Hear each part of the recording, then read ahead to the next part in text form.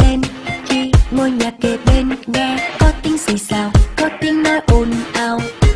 Bao nhiêu muộn phiền âu lo, đêm qua một mình co do cơn mưa rào. Anh ơi, mau quay về đây thôi, ngoài trời đang mưa rơi, sao anh không lại chơi? Thế ơi nhưng mà anh ơi, ta thôi giận nhau chưa?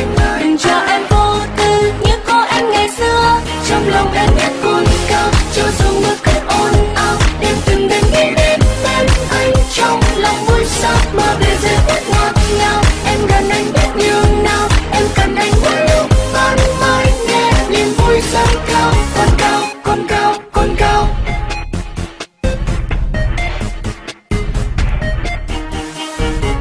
Lung tung rồi thì lang tang, ai đi vào rồi đi xa. Có tiếng người già, có tiếng nói rườm rà.